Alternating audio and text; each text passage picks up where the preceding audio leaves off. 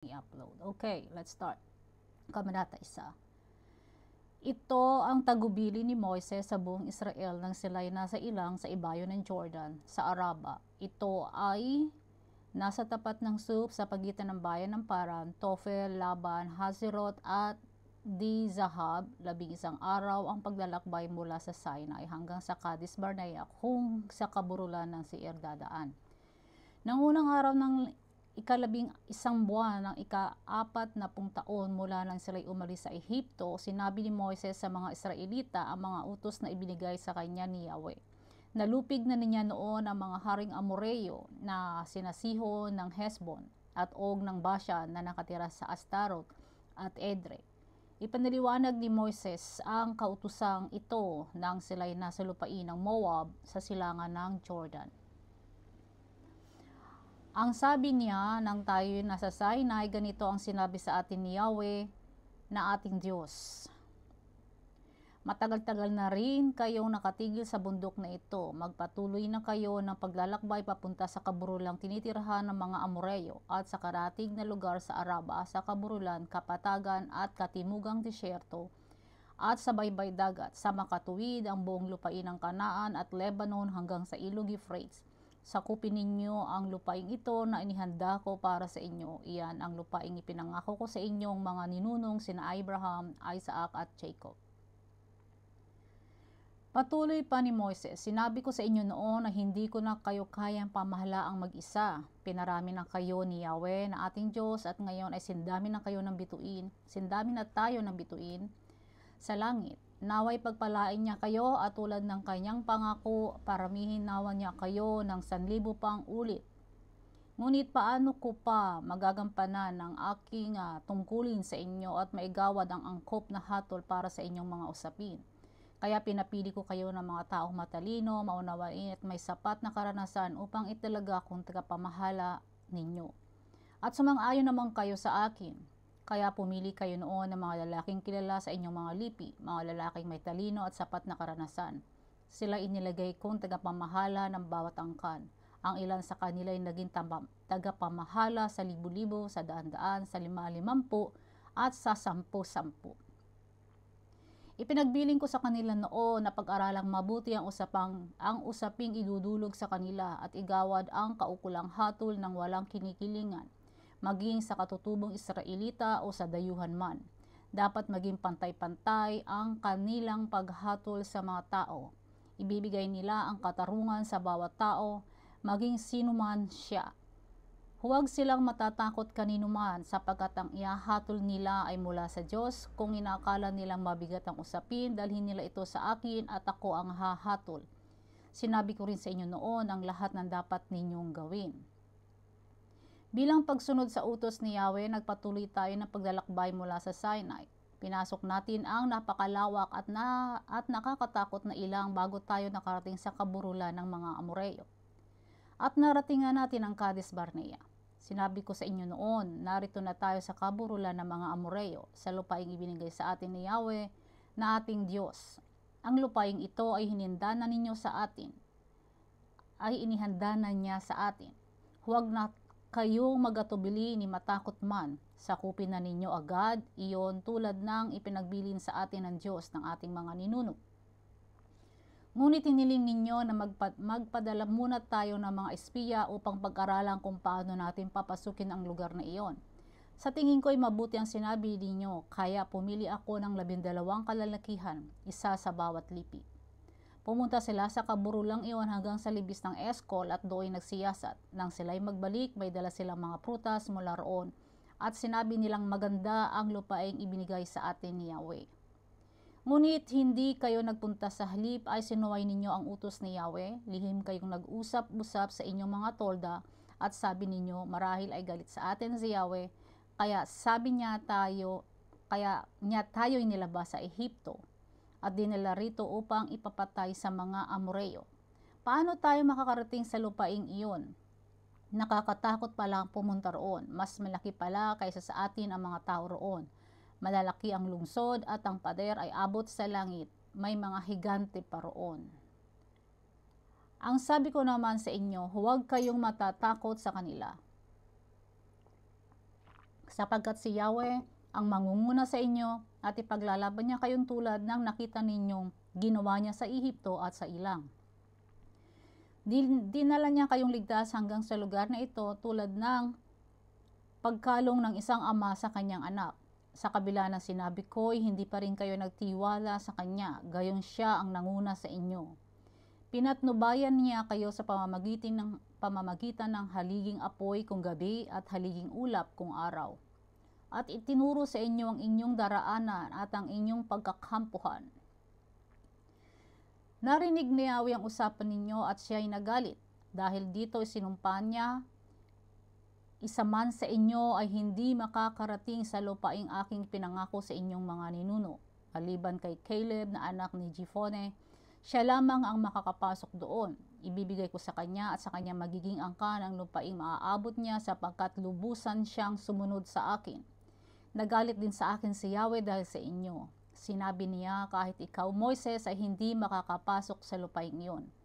Ang kanang kamay mo si Josue ang papasok doon. Palakasin mo ang kanyang loob sapagkat siya ang manguna sa Israel sa pagsakop nila sa lupaing iyon. Sinabi rin niya, makakarating doon ang mga maliliit ninyong anak na hindi pa nakakaalam ng mabuti at masama. Ang inyong mga anak na sinasabi ninyong mabibihag ng mga kaaway. Ibibigay ko sa kanila ang lupain at sasakupin nila ito. Ngunit kayo'y babalik sa ilang papuntang dagat na pula. Sinabi naman ninyo sa akin noon, nagkasala kami kay Yahweh, pupunta na kami roon at makikipaglaban tulad ng iniuutos niya sa amin. At kayong lahat ay dali-daling nagsakbat ng sandata sapagkat akala ninyo madali lamang ang paglusob sa kaburulan ng mga Amoreyo. Ipinapigil kayo sa akin ni Yahweh sapagkat hindi niya kayo papatnubayan at malulupig lamang kayo ng inyong sasalakhayin. Pag walang basbas ni Yahweh, walang mangyayari sa buhay natin.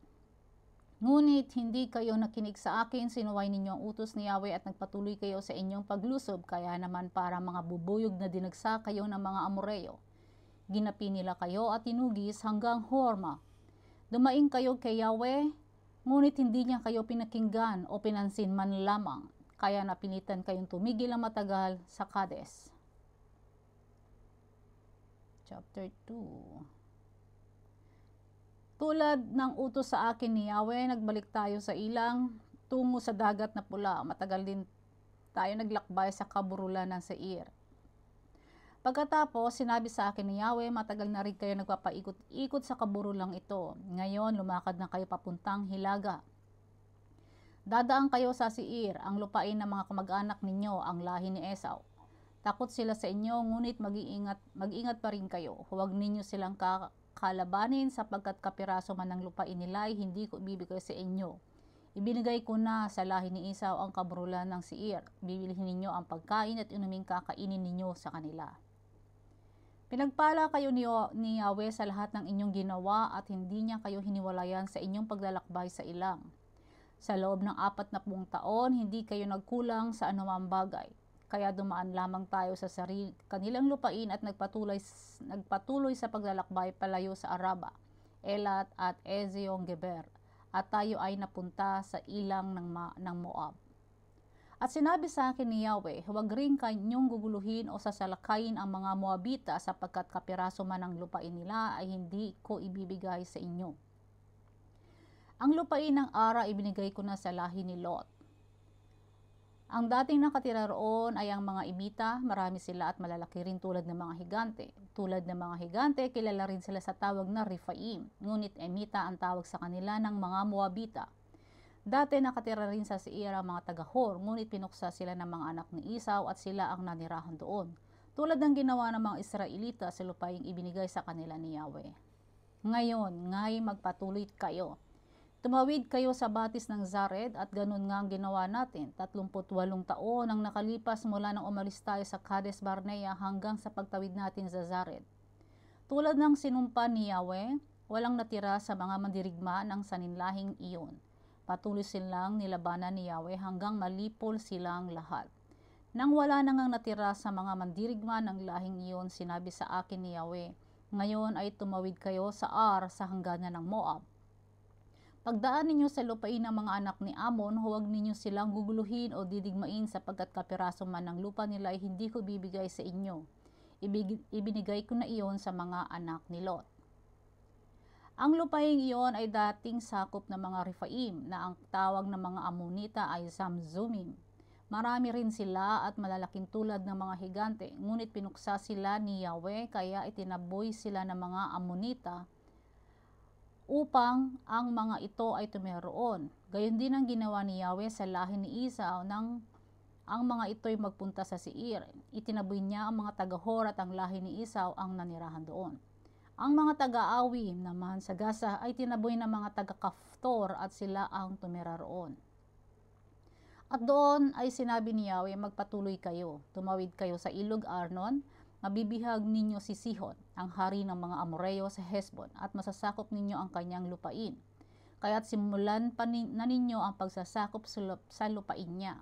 Dahil sa gagawin ko ay matatakot sa inyo ang lahat ng bansa sa daigdig. Babanggit lamang kayo'y manginginig na sila sa takot. At mula sa ilang ng Kedemot, nagpadala ako ng sugo kay Haring Sihon na taga Hesbon upang magalok ng kapayapaan. Makikiraan kami sa iyong lupain, hindi kami lilihis ng daan. Babayaran namin ang aming kakainit at iinumin. Kung maaari, paraanin mo lang kami, tulad ng ginawa ng mga anak ni Esau sa Seir at ng mga Moabita sa Ar.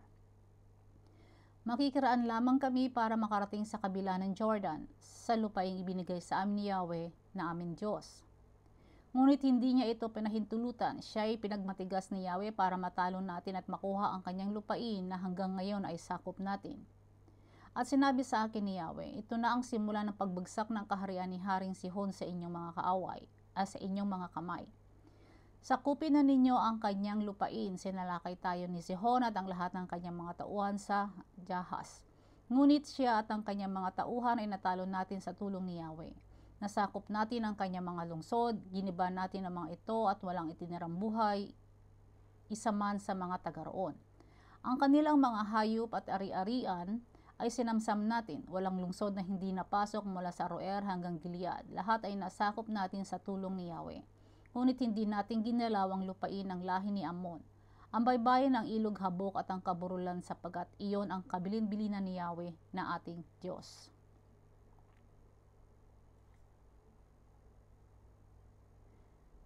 Nagpatuloy tayo papuntang Bashan, ngunit pagdating natin sa Edrei, sinalakay tayo ni Haring Og ng Bashan. Sinabi sa akin ni Yahweh, huwag kayong matatakot sa kanya sapagkat matatalo ninyo sila tulad ng ginawa ninyo kay Haring Sihon ng Hesbon at sa mga Amoreo. Sa tulong ni Yahweh, natalo natin ang sa tulong ni Yahweh, natalo nga natin si Haring Og at ang buong Bashan. Wala tayong tinirang buhay, isa man sa kanila. Nasakop natin ang 60 nilang lungsod sa Argob, ang buong kaharian ni Og sa Bashan, ang maraming maliliit ng nayon at ang malalaki nilang lungsod na napapaligiran ng pader. Tulad ng mga ginawa natin kay Haring Sihon ng Hesbon, nilipon natin sila pati mga kababaihan at mga bata. Ang itinira lamang natin ay mga hayop at iba pang ari-arian nilang sinamsam natin. Nasakop natin noon ang lupain ng 2 haring Amoreo, ang lupain nila sa silangan ng Jordan mula sa ilog Arnon hanggang sa bundok ng Hermon. Sirion ang tawag ng mga taga-Sidon sa bundok ng Hermon at Sinir naman ang tawag doon ng mga Amoreo. Nasakop din natin ang mga lungsod sa matataas na kapatagan, ang buong Gilead, ang Bashan hanggang sa Salka at Edrei, na pawang sakop ni Haring Og. Si Haring Og lamang ang natira sa mga taga-Rephaim. Ang kabaong niyang bato ay 4 na metro ang haba at 2 metro ang lapad. Ito ay nasa lungsod ng Raba sa lupain ng Amon hanggang ngayon. 4 na metro.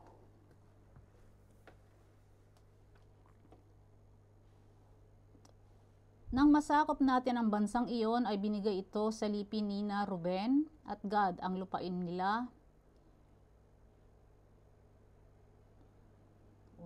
Nang masakop natin ang bansang iyon, ibinigay ko sa lipi ni Ruben at Gad ang lupain mula sa Aroer na nasa tabi ng ilog Arnon at ang kalahati ng Gilead. Ang kalahati naman ng Gilead, ang Bashan, sa mga katulid ang buong Argob ay ibinigay ko sa kalahati ng lipi ni Manases. Ang buong Bashan ay tinatawag na lupain ng mga Rephaim. Ang buong lupain nga ng Argob at ang Bashan hanggang sa hangganan ng mga Gesureo at Maakateo ay napunta kay Jair na anak ni Manases. Hanggang ngayon may ilang nayon doon na tinatawag na mga nayon ni Jair sunod sa pangalan niya. Ang Gilead naman ay binigay ko kay Makir. Sa mga lipi naman ni Ruben at Gad ay binigay ko ang lupain mula sa Gilead hanggang sa kalagitnaan ng ilog Arnon. Ang ilog Arnon ay ang hangganan nito sa tibog at ang ilog Habok naman sa hilaga. Dito naman nagsimula ang lupain ng lahi ni Ammon. Sa kanluran, ang lupain nila ay abot sa ilog Jordan mula sa lawa ng Sineret hanggang sa dagat na Patay. Abot naman sa bundok Pisga ang gawing silangan. Sinabi ko sa kanila noon, ang lupaing ibinibigay sa inyo ni Yahweh na ating Diyos, ngunit ang lahat ng mandirigma ay makikipaglaban munang kasama ng ibang Israelita. Maiiwan dito ang inyong mga pamilya at ang inyong mga hayop sapagkat alam kong marami kayong alagang hayop. Hindi kayo babalik dito hanggang ang mga kapatid ninyong Israelita ay hindi na mapanatag sa lupaing ibinigay sa kanila ni Yahweh. Ito naman ang sinabi ko kay Josue, nakita mo ang ginawa ni Yahweh sa dalawang haring Amoreo. Ganoon din ang gagawin ni Yahweh sa mga hari ng lupaing pupuntahan ninyo. Huwag kang matatakot sa kanila sapagkat si Yahweh ang siyang nakikipaglaban para sa inyo. Nakiusap ako noong kay Yahweh. Ang sabi ko, Panginoong Yahweh, pinasimulan mo nang ipakita sa akin ang iyong kapangyarihan. Sinong Diyos sa langit o sa lupa ang makakagawa ng iyong ginagawa? Hiniling ko sa iyong patawarin mo ako sa ibayo ng Jordan. Yan. Patawirin mo ako sa ibayo ng Jordan upang makita ko ang maganda at masaganang lupaing iyon, ang kaburulan at ang bundok Lebanon. Ngunit hindi niya ako pinakinggan sapagkat nagalit nga siya sa akin dahil sa inyo. Ang sagot niya sa akin, tumigil ka na. Huwag mo nang mabanggit-banggit sa akin ang bagay na ito. Umakyat ka na lamang sa tuktok ng Pisga at tanawin mo ang paligid sapagkat hindi ka makakatawid ng Jordan. Ituro mo kay Josue ang dapat niyang gawin at palakasin mo ang kanyang loob sapagkat siya ang mangunguna sa Israel sa pagsakop sa lupaing matatanaw mo. At nanatili tayo sa libis na nasa tapat ng Bet Peor. Kabanata 4. Ngayon, O Israel, pakinggan ninyong mabuti at sundin ang tuntuning tinuturo ko sa inyo pang mabuhay kayo ng matagal at mapa sa inyo ang lupaing binigay sa inyo ni Yahweh na inyong Diyos. Huwag ninyo itong daragdagan ni babawasan. Sundin ninyo ang mga utos at na ibinigay ko sa inyo mula kay Yahweh. Nakita ninyo ang ginawa ni Yahweh sa Baal Peor. Nilipol niya ang lahat ng sumamba kay Baal. Ngunit kayong nananatiling tapat kay Yahweh na inyong Diyos ay buhay pa hanggang ngayon. Ngayon nga'y tinuturo ko sa inyo ang mga batas sa tuntunin na ito gaya ng ipinag-uutos sa akin ni Yahweh na ating Diyos. Sundin ninyo ang mga ito sa lupaing malapit na ninyong sakupin at tirhan. Unawain ninyo at sunding mabuti, sa gayon makikita ng ibang bansa ang inyong karunungan at pangunawa. Kahit masasabi nila, ang dakilang bansang ito'y matalino at may malawak na pagkaunawa. Sinong Diyos ng ibang bansa ang handang tumulong anumang oras liban kay Yahweh? Aling bansa ang may makatarungang tuntunin at kautusan tulad ng ibinigay ko sa inyo ngayon? Ngunit mag-ingat kayo, huwag ninyong kakalimutan o babaliwalain ang mga bagay na inyong nasaksihan. Habang kayo nabubuhay, ituro ninyo ito sa inyong mga anak at mga apo. Huwag ninyong kalilimutan ang sinabi ni Yahweh nang kayo'y nasa harap ng bundok ng Sinai. Tipunin mo sa harapan ko ang buong bayan, ituturo ko sa kanila ang aking mga utos upang magkaroon sila ng takot sa akin habang sila'y nabubuhay.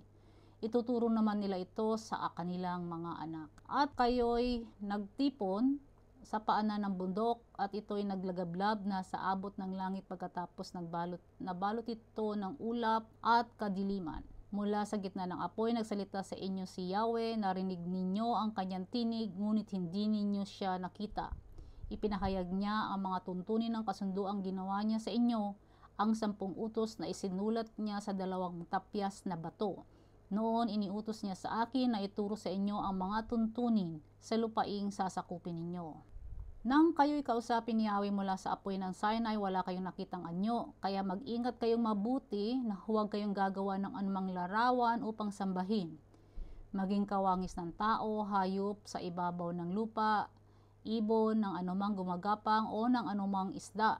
Huwag ninyong sasambahin ang araw, buwan, bituin o alimang bagay sa kalawakan na nilalang ni Yahweh para sa tao. Iniligtas kayo ni Yahweh mula sa napakainit na pugon ng pagkaalipin sa Ehipto upang maging kanyang bayang hinirang. Nagalit sa akin si Yahweh dahil sa inyo at sinumpa niya, hindi ako makakarating sa masaganang lupaing ibinigay niya sa inyo. Hindi ninyo ako makakasama sa kabila ng Jordan. Dito na ako mamamatay, ngunit kayo magpapatuloy upang sakupin ang lupaing iyon. Mag-ingat kayo, huwag niyong kalilimutan ang kasunduan ninyo ni Yahweh. Huwag kayong gagawa ng anumang larawan upang sambahin gaya ng ipinagbabawal niya sa inyo. Sapagkat si Yahweh na inyong Diyos ay tulad ng naglalagablab na apoy at siya'y mapanibughuing Diyos. Kahit gaano katagal ang abutin ninyo roon, kahit kayo'y magkaanak at magkaapo, huwag kayong gagawa ng mga larawan upang sambahin sapagkat magagalit sa inyo si Yahweh na inyong Diyos. Masama ito sa kanyang paningin. Saksi ang langit at ang lupa na kapag nilabag ninyo ang utos na ito, hindi kayo magtatagal sa lupaing iyon sa kabila ng Jordan, sapagkat malilipol kayo ng lubusan. Paghihiwalay-hiwalin kayo ni Yahweh sa iba't ibang bansa at kaunti lamang ang matitira sa inyo. At sa lugar na pagtatapunan sa inyo ay maglilingkod kayo sa mga Diyos-Diyosang kahoy at bato na gawa ng mga tao. Sila'y hindi nakakakita. Sila'y hindi nakakakita, nakakarinig, nakakaamoy ni nakakakain. Gayunman, matatagpuan ninyong muli si Yahweh kung siya ay buong puso ninyong hahanapin. Kapag nangyari ang lahat ng ito, kayo'y nasa matinding kahirapan, manunumbalik na kayong kay Yahweh at maglilingkod sa Kanya. Siya ay mahabagin, hindi niya kayo pababayaang malipol sapagkat hindi niya kalilimutan ang kanyang kasunduan sa inyong mga ninuno. Ipagtanong ninyo kahit saan, kahit kanino kung may naghanap ng tulad nito, may nasaktan o nabalitaan na ba kayong gaya nito mula nang likhain ng Diyos ang daigdig? Maliban sa inyo, mayroon pa bang ibang sambayanan na nakarinig ng tinig ng isang Diyos mula sa haliging apoy at nananatiling buhay? Sino bang Diyos ang nagtangkang maglabas ng isang buong lahi mula sa isang bansa upang maging kanya sa pamamagitan ng tagisan ng kapangyarihan, ng kababalaghan, ng digmaan at ng makapangyarihang mga gawa tulad ng ginawa sa Ehipto ni Yahweh na inyong Diyos? Ang mga pangyayaring ito ay pinakita niya sa inyo upang maniwala kayo na si Yahweh ay Diyos at wala ng iba liban sa Kanya. Mula sa langit nagsalita siya sa inyo upang kayo'y turuan, at dito sa lupa nagsalita siya mula sa apoy. Dahil sa pag-ibig niya sa inyong mga ninuno, pinili niya kayo at sa pamamagitan ng kanyang kapangyarihan na inilabas kayo sa Ehipto. Pinuksan niya mga bansang mas malaki at mas makapangyarihan kaysa sa inyo upang makapanirahan kayo sa lupay ibinigay niya sa inyo ngayon. Dahil dito, tandaan ninyo at huwag kalilimutan na sa langit at sa lupa ay walang ibang Diyos libang kay Yahweh. Kaya nga dapat ninyong sundin ang kanyang mga utos at tuntuning sinasabi ko sa inyo ngayon. Sa ganoon, pagpapalaing kayo at ang lahing susunod sa inyo. Magtatagal kayo habang panahon sa lupay ibinigay sa inyo ni Yahweh na inyong Diyos. Pagkatapos pumili ni Moises ng 3 lungsod sa kabila ng Jordan upang maging kanlungan ng sinumang makapatay ng di sinasadya, kapag ito'y nakapasok sa alinman sa mga lungsod na iyon, ligtas na ito sa paghihiganti ng mga kamag-anak ng namatay. Ito ang mga lungsod na ibinukod niya, ang Bezer sa mataas na kapatagan sa ilang para sa lipi ni Ruben, ang Ramot sa Gilead para sa lipi ni Gad, at ang Golan sa Bashan para sa lipi ni Manases. Ito ang kautusang ibinigay ni Moises sa mga Israelita. Mga bataas at tuntuning pinahayag niya nang sila'y lumabas sa Ehipto. Sila noon ay nasa silangan ng Jordan sa libis ng Bet-peor, sakop ni Haring Sihon ng mga Amoreo. Si Haring Sihon ay nagapingan ni na Moises nang sila'y umalis sa Ehipto. Sinakop nilang lupain ito, pati ang lupain ni Haring Og. Ang dalawang haring ito ng mga Amoreo ang sumakop sa silangang bahaging ng ilog Jordan. Ang lupain na sakop nila noon ay mula sa Aroer at sa tabi ng ilog Arnon hanggang sa bundok ng Zion o Hermon. Sakop din ang buong Araba sa silangan ng Jordan hanggang sa baybayin ng dagat na patay sa paanan ng bundok ng Pisga. Kabanata 5. Tinipon ni Moises ang buong Israel at kanyang sinabi, Bayang Israel, dinggin ninyo ang kautusan at ang mga tuntuning ibibigay ko sa inyo ngayon. Unawain ninyong mabuti at tuparin ang mga ito. Ang Diyos nating si Yahweh ay gumawa ng kasunduan sa atin sa bundok ng Sinai. Hindi sa ating mga ninuno kundi sa ating nabubuhay ngayon. Harap-harapan siyang nakipag-usap sa inyo sa bundok mula sa naglalagablab na apoy. Habang ibinibigay niya ang kanyang mga utos, nakatayo kayo sa pagitan ninyo at ni Yahweh, sapagkat natatakot kayo sa ningas at ayaw ninyong umakyat sa bundok.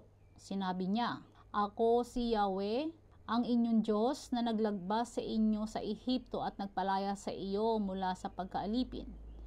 Huwag kayong sasamba sa ibang Diyos maliban sa akin. Huwag kayong gagawa ng Diyos-Diyosang imahe ng anumang nilalang na nasa langit, nasa lupa o nasa tubig upang sambahin. Huwag mo silang yuyukuran ni sasambahin sapagkat akong si Yahweh na iyong Diyos ay mapanibughuing Diyos. Ang kasalanan ng mga magulang ay sinisingil ko sa kanilang mga anak hanggang sa 3 at 4 na saling lahi. Ngunit ipinadarama ko ang aking pag-ibig at pagkalinga sa libu-libong saling lahi ng mga umiibig sa akin at tumutupad sa aking mga kautusan. Huwag mong gagamitin sa walang kabuluhan ang pangalan ni Yahweh na iyong Diyos. Tiyak na paparusahan ko ang gumamit nito ng walang kabuluhan. Ilaan mo sa akin ang araw ng pamamahinga, tulad ng pinag-utos ni Yahweh na iyong Diyos. 6 na araw kang magtatrabaho at tatapusin mo ang dapat gawin, subalit ang 7 araw ay para kay Yahweh na iyong Diyos. Ito ay araw ng pamamahinga. Sa araw na ito ay huwag magtatrabaho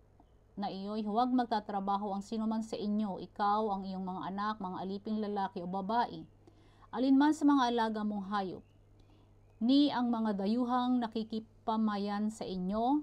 Ang iyong alipin, lalaki man o babae, ay kailangan mamahingang tulad mo. Alalahanin mong naging alipin ka rin sa Ehipto at mula ro'y inilabas kita sa pamamagitan ng aking kapangyarihan.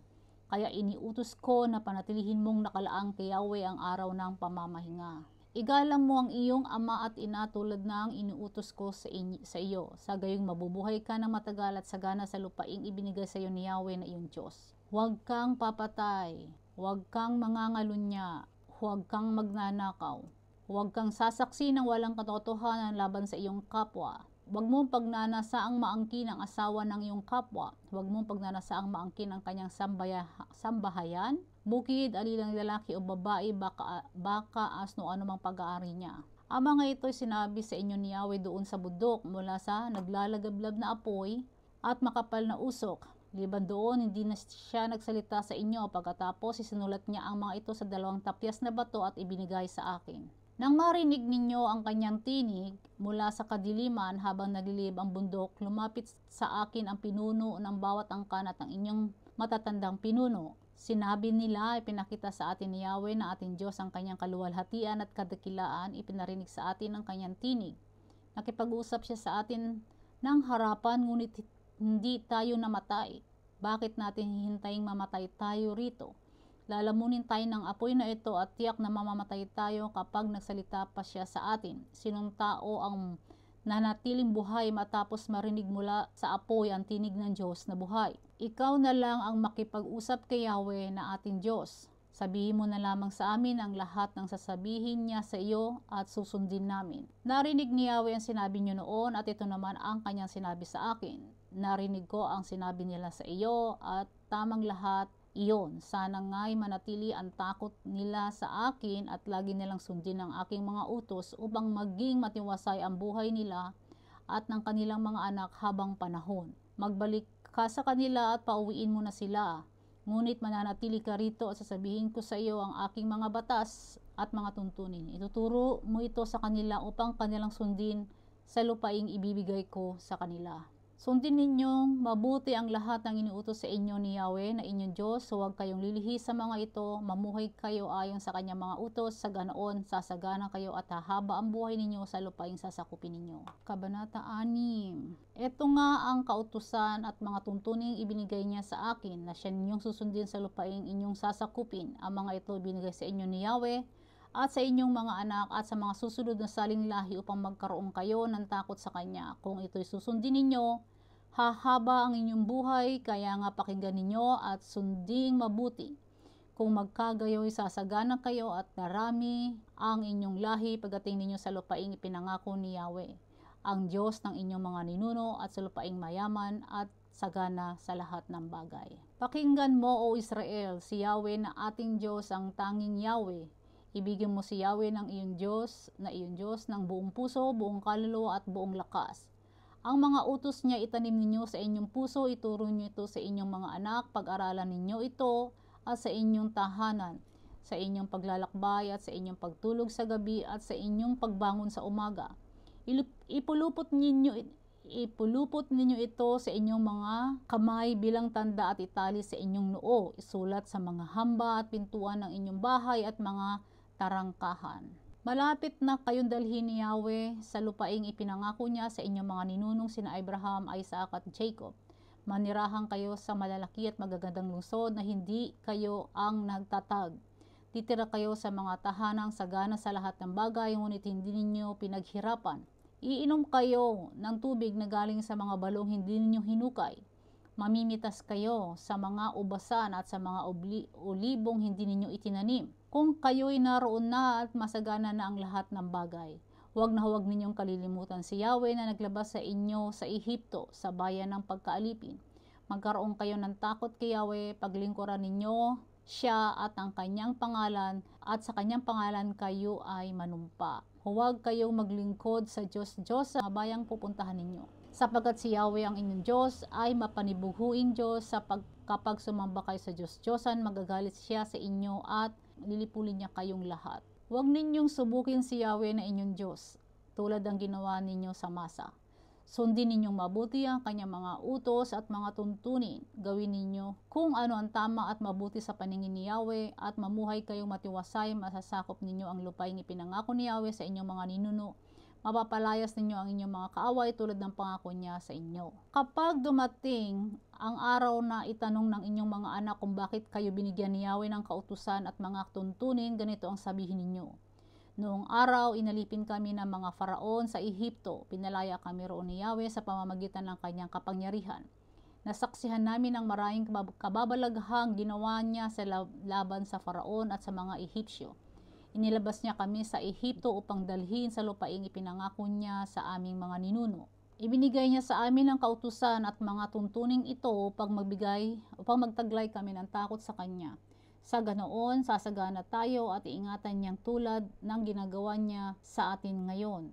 Kalulugdan tayo ng Diyos nating si Yahweh kung susundin natin ng buong katapatan ang lahat ng ipinag-utos niya sa atin. Kabanata 7. Pagdating ninyo sa lupaing ibibigay sa inyo ni Yahweh, at kapag nasakop na ninyo ang 7 bansang nauna sa inyo, roon, Heteo, Gergeseo, Amoreo, Cananeo, Pereseo, Hivita at Jebuseo, mga bansang mas malakas at mas makapangyarihan kaysa sa inyo. At kapag sila'y pinaubayan na ni Yahweh sa inyo, lilipulin ninyo silang lahat.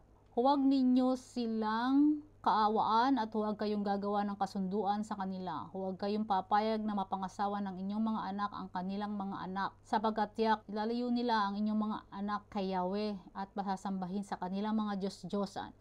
Kapag nagkaganoon, magagalit sa inyo si Yahweh at kayo'y kanyang lilipulin agad. Kaya nga, gibain ninyo ang kanilang mga altar, pagputol-putulin ang kanilang mga sinasambang haligi, durugin ang mga simahin ng kanilang Diyosang si Asherah, at sunugin ang mga Diyos-Diyosan. Kayo ay bansang itinalaga kay Yahweh, hinirang niya kayo sa lahat ng bansa upang maging kanyang sariling bayan. Pinili niya kayo at inibig, hindi dahil mas marami kayo kaysa sa ibang bansa. Sa katunayan, kayo pa nga ang pinakakaunti sa lahat. Pinili niya kayo dahil sa pag-ibig niya sa inyo at sa kanyang pangako sa inyong mga ninuno.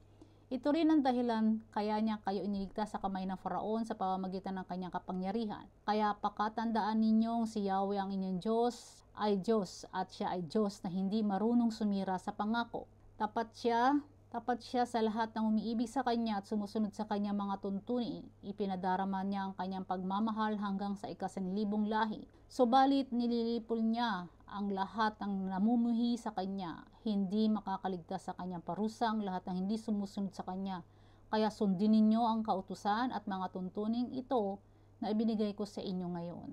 Kung taos-puso ninyong susundin ang mga utos na ito, tutuparin naman ni Yahweh ang kanyang kasunduan at patuloy niya kayong iibigin tulad ng pinangako niya sa inyong mga ninuno. Iibigin, pagpapalain, pararamihin niya kayo. Magkakaroon kayo ng maraming anak at bibigyan ng masaganang ani, inumin at langis para ramihin niya ang inyong mga hayop. Tutuparin niya ito pagdating ninyo sa lupaing ipinangako niya sa inyong mga ninuno. Pagpapalain rin niya kayo ng higit sa alinmang bansa. Walang magiging baog sa inyo, maging tao o maging alagang hayop man. Ilalayo niya kayo sa karamdaman, alinmang mga sakit na ipinaranas sa mga Ehipsyo ay hindi niya padadapuin sa inyo, kundi sa inyong mga kaaway. Pupuksain ninyo ang lahat ng bansang ipapasakop ni Yahweh sa inyong Diyos sa inyo. Huwag ninyong silang kaawaan, huwag din ninyong sasambahin ang kanilang mga Diyos-Diyosan, iyan ang patibong na naghihintay sa inyo roon. Huwag ninyong ikabahala kung paano ninyo matatalo ang mga mas makapangyarihang bansang ito. Huwag kayong matatakot sa kanila, alalahanin ninyo ang ginawa ni Yahweh sa mga Faraon at sa buong Ehipto. Ang malalagim na salot na kanyang ipinadala at ang mga kababalaghang ipinakita niya nang ilabas niya kayo roon. Ganoon din ang gagawin nila sa mga taong iyan na kinatatakutan ninyo. Maliban diyan, si Yahweh na inyong Diyos ay magpapadala ng kaguluhan sa kanila hanggang sa lubusang malipol pati yung mga nakapagtago na at ang mga pugante. Hindi kayo dapat matakot sa kanila sapagkat kasama ninyo ang Diyos ninyong si Yahweh, ang dakila at makapangyarihang Diyos. Unti-unti silang lilipulin ni Yahweh, hindi sila uubusin agad at baka hindi ninyo makaya ang mababangis na hayop. Ngunit tiyak na ipapasakop sila sa inyo ni Yahweh. Sila'y lilituhin niya sa matinding takot hanggang sa lubusang malipol. Ipapabihag niya sa inyo ang kanilang mga hari, ibabaon ninyo sila sa limot. Isa man sa kanila'y walang makakatalo sa inyo hanggang sa malipol ninyo sila. Sunugin ninyo ang kanilang mga Diyos-Diyosan, huwag ninyong pagnanasaan ng mga pilak o gintong ginamit sa mga iyon sapagkat ito ang magiging patibong sa inyo dahil ito ay kasuklam-suklam kay Yahweh. Huwag kayong mag-uuwi ng anumang bagay na kasuklam-suklam. Sundin ninyong mabuti ang batas na ito na ibinigay ko sa inyo ngayon upang humaba ang inyong buhay. Dumami inyong lahi at kayo'y makarating sa lupaing ipinangako ni Yahweh sa inyong mga ninuno. Alalahanin ninyo kung paano niya kayo pinatnubayan sa ilang sa loob ng 40 taon upang matuto kayong magpakumbaba. Sinubok niya kayo kung susundin niyo siya. Tinuruan nga kayo magpakumbaba. Ginutom niya kayo bago binigyan ng mana, isang pagkain hindi niyo kilala ni ng inyong mga ninuno. Ginawa niya ito upang ipaunawa sa inyo na ang tao hindi lamang sa tinapay nabubuhay, kundi sa bawat salitang nagmumula sa bibig ni Yahweh. Sa loob ng 40 taon, hindi nasira ang inyong kasuotan, hindi namaga ang inyong mga paa sa kalalakad. Tanim ninyo sa inyong isipan na kayo'y dinidisiplina ni Yahweh na inyong Diyos, gaya ng pagdidisiplina ng isang ama sa kanyang anak. Kaya matakot kayo sa kanya at sundin ang kanyang mga utos sapagkat kayo dadalhin niya sa isang mainam na lupain upang sa lupaing sagana sa tubig, maraming batis at bukal na umaagos sa mga burol at mga kapatagan. Sagana rin doon sa trigo, cebada, ubas, igos, bunga ng punong granada, ulibo at pulot. Doon ay hindi kayo magkukulang ng pagkain o anumang pangangailangan. Ang mga bato roon ay makukunan ng bakal at makukunan ng mga tanso ang mga burol. Mabubusog kayo roon at pupurihin ninyo si Yahweh na inyong Diyos dahil sa masaganang lupaing ibinigay niya sa inyo. Huwag ninyong kalilimutan si Yahweh na inyong Diyos. Sundin ninyo ang kanyang mga utos at mga tuntunin. Kung kayo namumuhay na ng sagana, nakatira na sa magagandang bahay, at marami ng alagang hayop at marami ng naipong pilak at ginto, huwag kayong magmamalaki. Huwag ninyong kalilimutan si Yahweh na nagpalaya sa inyo mula sa pag-aalipin hanggang sa bansang Ehipto. Siya ang pumatnubay sa inyo sa inyong paglalakbay sa malawak at nakakatakot na ilang na puno ng makabagdag na mga ahas at alakdan. Nang wala kayong mainom, nagpabukal siya ng tubig mula sa isang malaking bato. Kayo'y pinakain niya roon ng mana, isang pagkain hindi niyo kilala. Pinaras niya kayo ng hirap para kayo'y subukin at turuang magpakumbaba. Ang lahat ng iyo'y sa ikabubuti rin ninyo. Huwag na huwag ninyong iisipin na ang kayamanan ninyo'y bunga ng sariling lakas at kakayahan.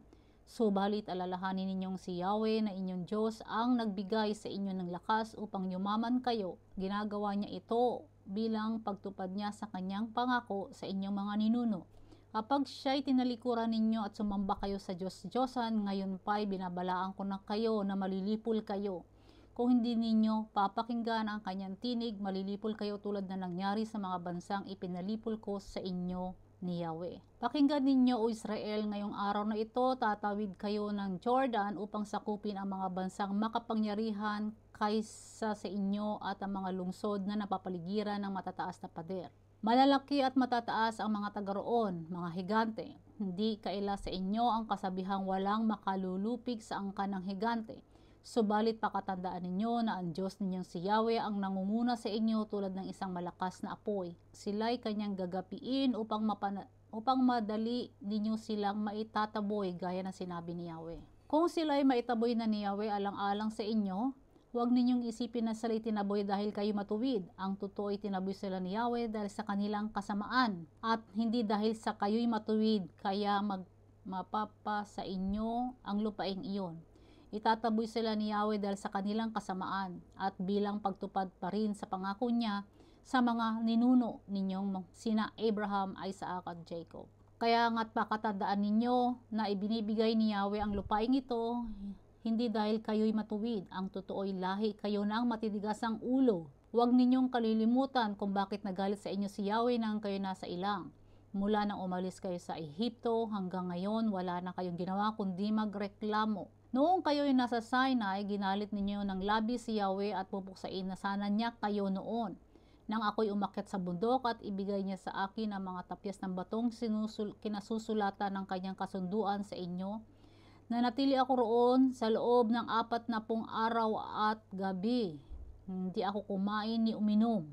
Ibinigay niya sa akin ang 2 tapyas ng batong sinulatan niya ng lahat ng kanyang sinabi sa inyo mula sa naglalagablab na apoy nang kayo'y nagkakatipon sa may paanan ng bundok. Pagkalipas ng 40 araw at gabing pananatili ko sa bundok, ibinigay niya sa akin ang nasabing mga tapyas ng bato. Sinabi ni Yahweh sa akin, tumayo ka at puntahan mo agad ang mga taong pinangunahan mo sa paglabas sa Ehipto. Sila'y nagpakasama na, lumihis sila sa daang itinuro ko sa kanila. Gumawa sila ng imahin at iyon ang sinasamba nila. Sinabi pa sa akin ni Yahweh, talagang matigas ang ulo ng mga taong ito. Hayaan mo akong lipulin sila para mabura na ang alaala nila dito sa lupa at sa iyon na magmumula ang isang bagong bansa na mas malaki at makapangyarihan kaysa sa kanila. Kaya bumaba ako mula sa nagliliyab na bundok, dala ang 2 tapyas ng bato na kinasusulatan ng kasunduan. Nakita ko ang pagkakasalang ginawa ninyo laban kay Yahweh. Gumawa kayo ng guyang ginto at lumihis sa daang itinuro niya sa inyo. Dahil dito ibinagsak ko sa lupa ang 2 tapyas ng batong dala ko at nagkadurog-durog yun sa harapan nyo. Pagkatapos nagpatira pa ako sa harapan ni Yahweh at sa loob ng 40 araw at gabi, hindi ako kumain ni uminom dahil sa mga kasalanan ninyo sa labis na ikinagalit ni Yahweh. Natakot ako na baka sa tindi ng galit niya ipuksain kayo.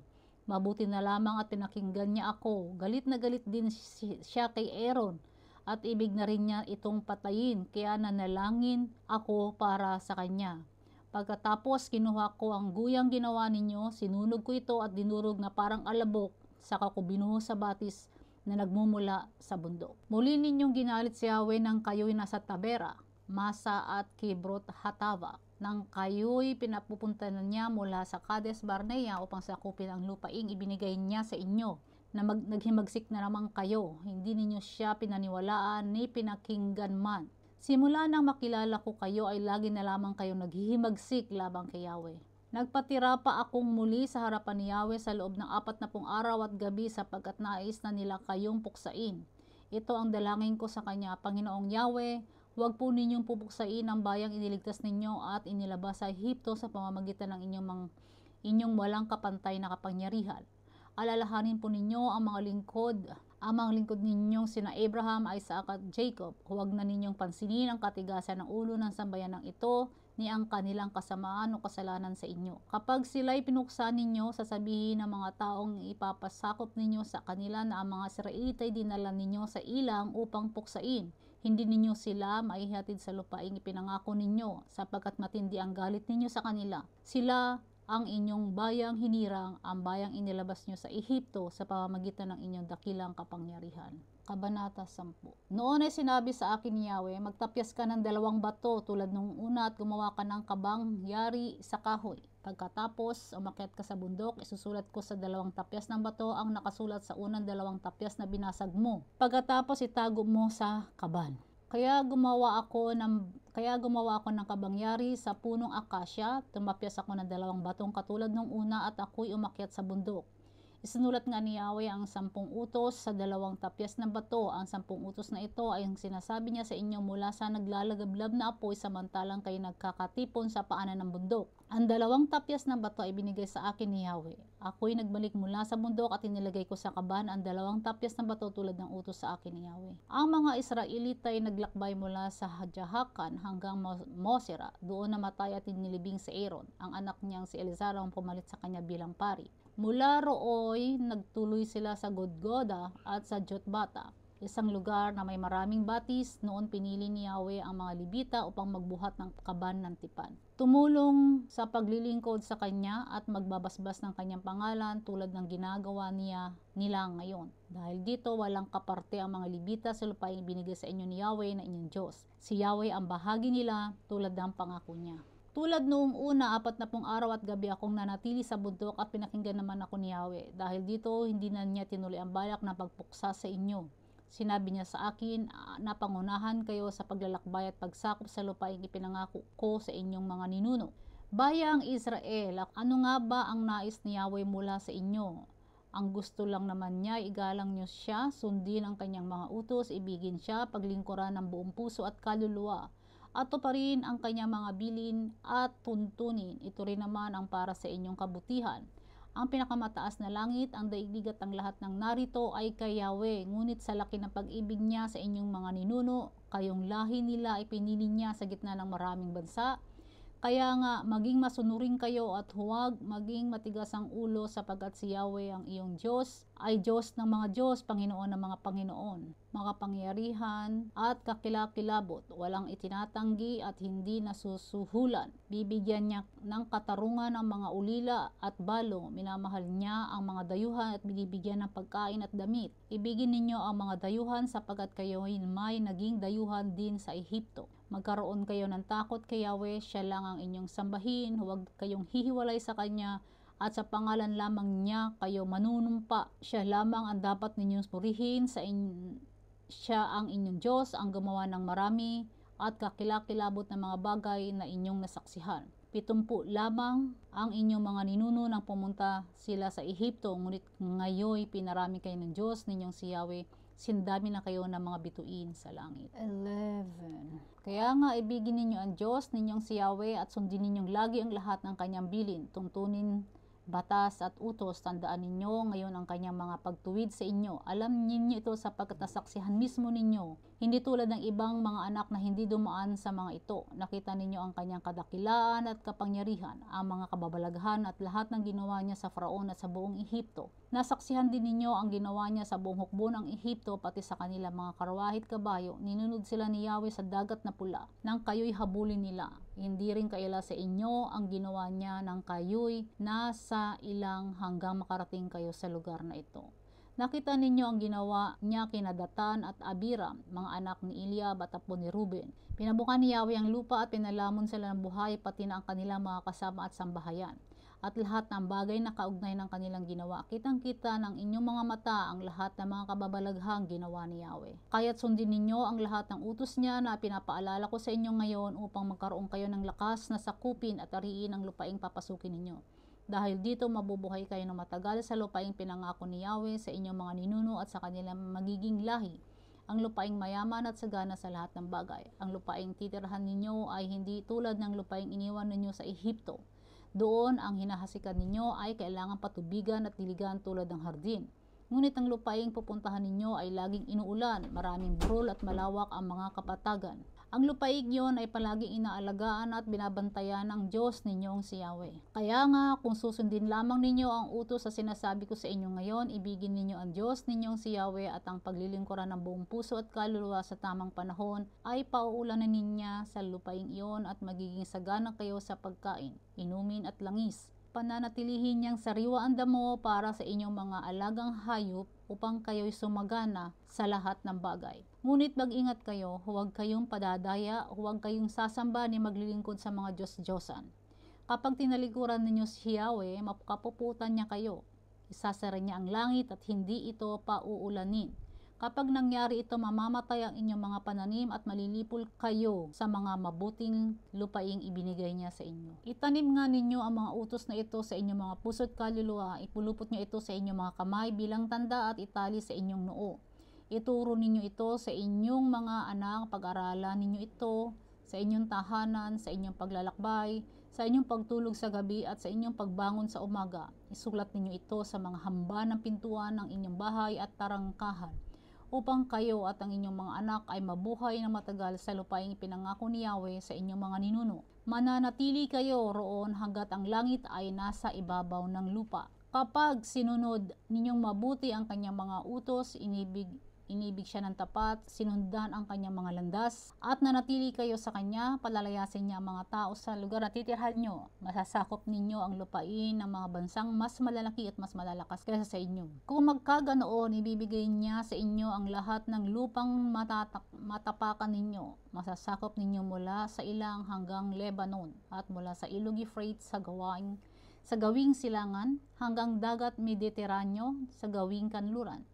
Walang makakatalo sa inyo tulad ng pangako ng Diyos ninyong si Yahweh. Sisidlan niya ng matinding takot ang lahat sa lupaing pupuntahan nyo. Sa araw na ito, binibigyan ko kayo ng pamimilian, pagpapala o sumpa. Pagpapala kapag sinunod ninyo ang kanyang mga utos, ngunit sumpa kapag sumamba kayo sa ibang Diyos sa halip na sumunod sa kanyang mga utos. Kapag nadala na kayo ni Yahweh sa lupaing inyong sasakupin at aariin, ang pagpapala ay bibigkasin ninyo sa bundok ng Gerizim at ang sumpay sa bundok ng Ebal. Ang mga ito ay nasa silangan ng Jordan sa tapat ng Gilgal, sa tabi ng ensinar ng More, sa lansangan Pakanluran, sa lupain ng mga Kananeo sa Araba. Malapit na kayong tumawid ng Jordan upang sakupin ang lupaing ibibigay sa inyo ni Yahweh. Pagdating nyo roon, sundin ninyong mabuti ang lahat ng mga utos at tuntunin inilhad ko ngayon sa inyo. Ito ang mga tuntunin na kailangan ninyong sundin sa buong panahon ng inyong paninirahan sa lupaing ibibigay sa inyo ni Yahweh, ang Diyos ng inyong mga ninuno. Gibain ninyo ang lahat ng lugar na pinagdarausan ng pagsamba ng mga tao roon sa kanilang mga Diyos-Diyosan, itaas ng mga bundok, sa itaas ng mga bundok, sa mga burol at sa ilalim ng mga punong kahoy. Gibain ninyo ang kanilang mga altar, pagputol-putulin ang kanilang mga sinasambang haligi, sunugin ang mga imahe ng kanilang Diyosang si Asherah, durugin ang kanilang mga Diyos-Diyosan at alisin sa lugar na iyon ang anumang bakas nila. At sa pagsamba ninyo sa Diyos ninyong si Yahweh, huwag kayong tutulad sa kanila na sumasamba sa kanilang mga Diyos-Diyosan kahit saan maibigan. Sa halip, hanapin ninyo ang lugar na pipiliin ni Yahweh sa lupain ng isan sa inyong mga lipi. Doon lamang niya ipahahayag ang kanyang pangalan at iyon ang ituturing niyang tahanan. Doon ninyo siya isasambahin at doon iaalay ang inyong mga handog na susunugin at iba pang handog tulad ng ikasampung bahagi. Handog mula sa inyong ani, pangakong handog, kusang handog, ang mga unang bunga ng pananim at ang panganay na anak ng inyong mga alagang hayop. Doon din kayo magsasalo-salo sa harapan ni Yahweh na inyong Diyos bilang pasasalamat sa mga pagpapala nila sa inyo. Hindi na ninyo magagawa roon ang ginagawa ninyo rito ngayon. Nagawa na ninyo ngayon ang anumang magustuhan ninyo sapagkat wala pa kayo sa lupay binigay sa inyo ng Diyos ninyong si Yahweh. Ngunit pagkatawid ninyo ng Jordan, kapag kayo nasa lupaing inyong pupuntahan, nalipol na ninyo ang inyong mga kaaway at panatag na ang inyong pamumuhay, iba na ang inyong gagawin. Iaalay ninyo sa lugar na pipiliin ni Yahweh ang inyong mga handog na susunugin at iba pang handog tulad ng ikapo, handog mula sa inyong mga ani at mga pangakong handog. Magdiriwang kayo sa harapan ni Yahweh kasama ang inyong mga anak at mga alipin, kasama rin ninyo ang mga Libita sapagkat hindi sila kasama sa paghahati ng lupain. Ngunit huwag na huwag kayong magsusunog ng handog kahit saan ninyo maibigan. Doon lamang ninyo iaalay ang mga handog na susunugin at gagawin ang lahat ng iniutos ko sa inyo sa lugar na pipiliin ni Yahweh mula sa lupain ng isa sa inyong mga lipi. Kahit saan ay maaari kayong magpatay ng hayop at maaaring kumain ng karne nito hanggang gusto nyo. Katulad ng pagkain ng usa, maaaring kumain nito pati ang mga tinuturing na marumi. Ngunit huwag ninyong kakainin ng dugo. Kailangang patuluin ito sa lupa. Hindi rin ninyo maaaring kainin ang inyong mga tirahan. Hindi rin ninyo maaaring kainin sa inyong mga tirahan ng mga ito. Ang ikasampung bahagi ng inyong mga ani, alak at langis, ang panganay na lalaki at ang inyong mga hayop, ang pangakong handog, kusang handog at iba pang handog. Ang mga ito ay maaari lamang ninyong kainin sa harapan ng Diyos ninyong si Yahweh sa lugar na pipiliin niya. Maaari ninyong makasalo ang inyong mga anak, mga alipin at mga libita bilang pagdiriwang dahil sa pagpapala sa inyo ni Yahweh.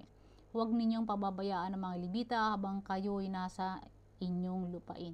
Kapag napalawak na ni Yahweh ang lupaing nasakop ninyo at ibig na ninyong kumain ng karne, maaari kayong kumain hanggang gusto nyo kung kayo'y malayo sa lugar ng pagsamba na pinili niya. Maaari ninyong patayin isa sa inyong mga hayop at kainin tulad ng pagkain ng usa. Lahat ay maaari nang kumain, maging ang taong itinuturing na malinis o marumi, ngunit huwag ninyong kakainin ng dugo sapagat nasa loob ang buhay. Ang sangkap ng buhay ay hindi dapat kainin. Huwag ninyong kakainin ang dugo. Sa halip ay patuluin ito sa lupa. Huwag ninyong kakainin iyon, magiging maganda ang buhay ninyo ng inyong mga anak kung gagawin ninyo ang naayon sa kagustuhan ni Yahweh. Ang lahat ng handog na dapat ninyong ibigay at ang inyong mga pangakong handog ay dadalhin ninyo sa lugar na pipiliin niya. Ang inyong mga handog na susunugin, laman at dugo ay iaahin ninyo sa altar niya. Ibubuhos niya sa altar at dugo at ang laman ay maaari ninyong kainin. Sundin ninyong mabuti ang mga tugubilin ko sa inyo at maging maganda ang buhay na ito at ng inyong mga anak sa habang panahon. Sapagkat ang pagsunod na ito'y tama at katanggap-tanggap kay Yahweh na inyong Diyos. Kapag napalayas ng Diyos ang inyong si Yahweh, ang mga tao sa lupain iyon at kayo na ang nakatira roon, huwag ninyong tutularan ang kasuklam-suklam nilang gawain. Huwag na ninyong alamin pa kung paano sila sumamba sa mga Diyos nila, baka gayahin pa ninyo ang mga iyon. Huwag ninyong gagawin kay Yahweh ang karumal-dumal na gawain nila sa pagsamba sa kanilang Diyos-Diyosan gaya ng pagsusunog ng kanilang anak bilang handog. Sundin ninyong mabuti ang lahat ng inuutos ko sa inyo. Huwag ninyo itong daragdagan ni babawasan. Pagpupuri sa pagtatagkatha ni David upang awitin ng punong mga awit. Natutuwa ang Hari Yahweh dahil sa bigay mong lakas. Dahil sa iyong tulong siya ay nagagalak. Iyong ibinigay ang kanyang inaasam, ipinagkaloob ang kanyang kahilingan. Nilapitan mo siya't lubos na binasbasan, dalisay na gintong korona sa ulo niya'y inilagay. Humiling siya ng buhay at iyong ibinigay ng mahabang buhay na magpakailanman. Dahil sa tulong mo, dakila ang kanyang karangalan, dangal at kadakilaan sa kanya iyong ibinigay. Pagpapala mo'y nasa kanya magpakailanman, ang iyong patnubay dulot sa kanya'y kagalakan. Sa kataas-taasan Diyos, ang hari ay nagtitiwala, dahil sa tapat na pag-ibig ni Yahweh, di siya nababahala. Dadakpin ng hari ang lahat ng niyang mga kaaway, bibihagin niya ang bawat isa na sa kanya'y nasusuklam. Sa kanyang pagdating sa apoy, sila'y susunugin. Sa galit ni Yahweh, sa apoy sila'y tutupukin. Walang matitira sa kanilang lahi, sapagkat sila'y lilipulin ng hari. Sa mahasamang balak nilang gawin laban sa kanya, walang anumang magtatagumpay sa mga plano niya. Sila'y kanyang papanain, sila'y uurong at matatakbuhin. Pinupuri ka namin, Yahweh, sa taglay mong kalakasan. Aawit kami at magpupuri dahil sa iyong kapangyarihan. Amen. Thank you. God bless you all.